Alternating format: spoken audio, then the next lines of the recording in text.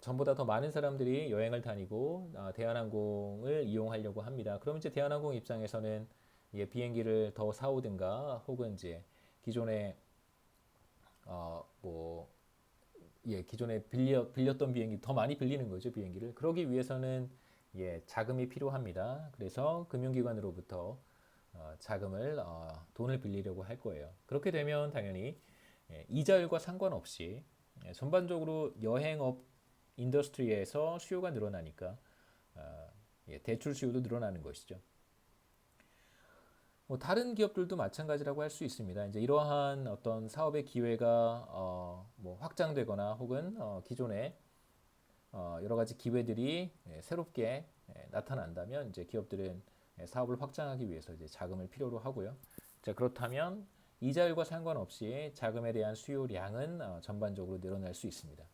그렇게 되면 당연히 디맨드 커브가 오른쪽으로 이동하겠죠. 자, 두 번째 케이스는 가계 부문에서 선호의 변화라고 할 수 있습니다. 그래서 프리퍼런스의 변화, 선호의 변화, 그 다음에 이제 앞으로 어떤 일이 일어날 것인지에 대한 뭐 예상, 기대의 변화, 보통 기대라는 표현을 많이 쓰는데요. 기대치 혹은 기대, 뭐 가계 부문의 예상 혹은 기대의 변화, 선호의 변화가 이제 예, 수요 곡선을 이동시킬 수 있는데요. 앞서 말씀드렸듯이 가계 부문에서도 자금을 수요합니다. 여러 가지 이유로 돈을 빌리는데 집을 사거나 차를 사거나 그 다음에 뭐 대학 학비를 빌려서 나중에 상환을 하거나 여러 가지 목적으로 자금을 빌리고 있습니다. 선호라고 한다면 어떤 것이냐면요.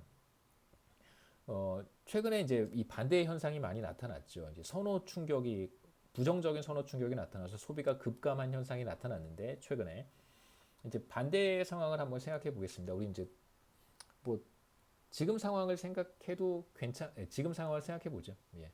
반대 상황을 생각하는 것보다 아, 뭐 코로나 바이러스 때문에 사회적 거리두기 이런 것을 해야 되는 상황이에요. 그래서 사람들은 뭐 식당이라든가 뭐 여러 사람이 이용하는 그런 시설들을 기피하는 선호의 변화가 나타났습니다. 그래서 식당을 이용하지 않고 가급적 뭐 집에서 음식을 해 먹는다든가 혹은 집에서 다양한 과거에는 전에는 우리가 코로나 바이러스 이전에는 뭐 커피숍을 이용하기도 하고 혹은 뭐 식당을 이용하기도 하고 레스토랑을 이용하기도 하고 음식점을 이용하기도 했었는데 이제는 그 모든 것들을 집에서 해결하는 형태의 어떤 선호 충격, 선호의 변화가 나타났다라고 한다면 사람들은 뭐 기본적으로 다른 소비 패턴을 보이려고 할 것이고요.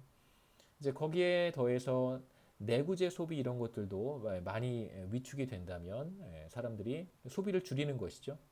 사람들이 전보다 적게 돈을 빌리려고 할 것입니다. 그렇게 되면 자금에 대한 수요가 전반적으로 줄어들겠죠. 이것은 이자율과 상관없이 나타나는 현상입니다. 그 다음에 익스펙테이션도 마찬가지인데요. 앞으로 미래가 앞으로 경제 상황이 더 좋아질 것이다라고 예상을 하면 사람들은 소비를 늘릴 거예요. 이제 그러기 위해서 소비를 늘리는 방법은 자신이 가지고 있는 소득을 더 쓰는 방법도 있지만 뭐 혹은 내구재 같은 소비를 하기 위해서는 돈을 빌릴 수도 있겠죠. 자동차를 구입하거나 자신의 소득이 자신이 운영하는 사업체가 앞으로 더 잘 될 거라고 예상을 한다면 그렇다면 지금 빌려서 소비를 하는 그런 의사결정을 할 수 있습니다. 그렇게 되면 앞으로에 대한 예상이 긍정적이라면 전망이 긍정적이라면 당연히 자금에 대한 수요량은 늘어날 것이고요. 이러한 현상은 이자율과 상관없이 나타나기 때문에 자금에 대한 수요가 증가할 거예요. 그러면 당연히 수요 곡선이 바깥쪽으로 이동하게 됩니다.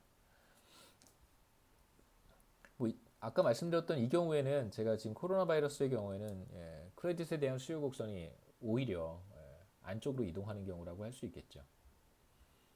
그래서 사실 선호에 대한 변화로 인해서 뭐 대출 수요가 크게 감소했다라고 한다면 말씀드렸듯이 이자율과 상관없이 나타나는 현상이기 때문에요. 중앙은행에서 한국은행에서 기준금리를 인하해서 이자율을 떨어뜨린다고 하더라도 이 선호의 변화가 매우 크다면 사실 통화정책의 효과가 그렇게 크게 나타나지 않을 수도 있습니다. 뭐 근데 사실 우리가 봐야 될 문제들은 이것보다 훨씬 더 복잡하기 때문에 여기서 우리가 결론을 내버리면 안 되는 것이죠. 다른 측면도 또 있으니까. 네, 그때 또 가서 보도록 하겠습니다. 그 다음에 이제 정부의 정책의 변화라고 할 수 있는데요. 정부도 크레딧 마켓에 들어가서 돈을 빌립니다. 정부도 이제 재정을 운영하잖아요. 정부 수입이 있고 정부의 지출이 있습니다. 그래서 항상 정부 수입과 정부 지출이 같아지도록 해야죠, 그렇죠? 네, 이제 국회가 이걸 감시하는 거고요.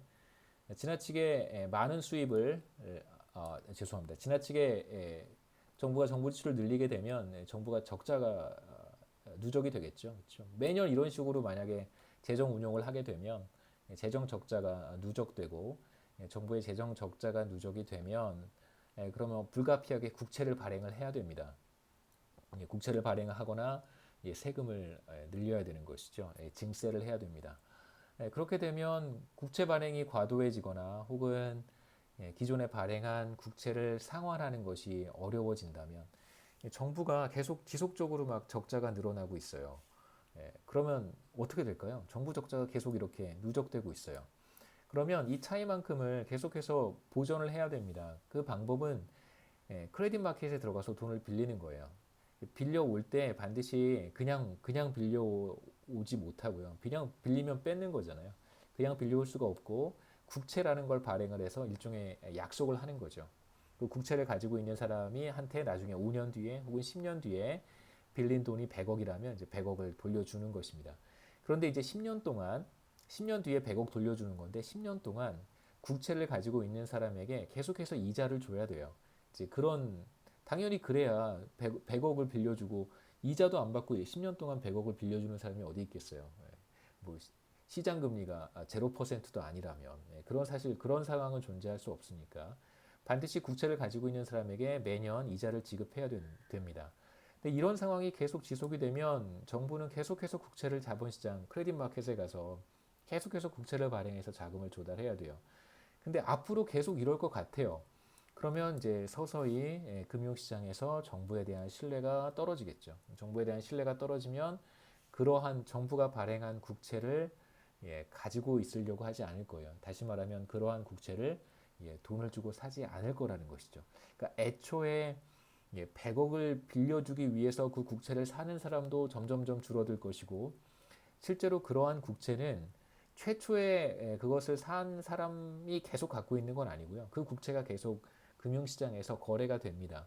왜냐하면 그 국채 종이 쪼가리는 아니지만 이제는 다 온라인으로 거래가 되니까요. 뭐 옛날엔 종이 쪼가리였으니까 종이 쪼가리 하나 가지고 있으면 정부가 이자를 주잖아요. 그래서 이제 그 종이 쪼가리도 하나의 금융 상품이 됩니다. 정부로부터 이자를 받을 수 있고 만기가 되면 원금도 주니까 일종의 금융 상품으로 거래가 되는데요. 그런데 이런 상황이 자꾸 발생을 하고 정부는 계속해서 국채를 발행을 합니다. 그리고 이 상태가 좋아질 것 같지가 않다면 그러면 이제 정부에 대한 신뢰가 떨어지고 그러한 국채를 가지고 있으려고 하는 사람이 점점점 없어질 거고요. 이제 그렇게 되면 우리가 지난 몇 년 전에 그리스 이런 국가들이 국가 부도 사태가 왜 나타나는지 이해할 수 있는 것이죠.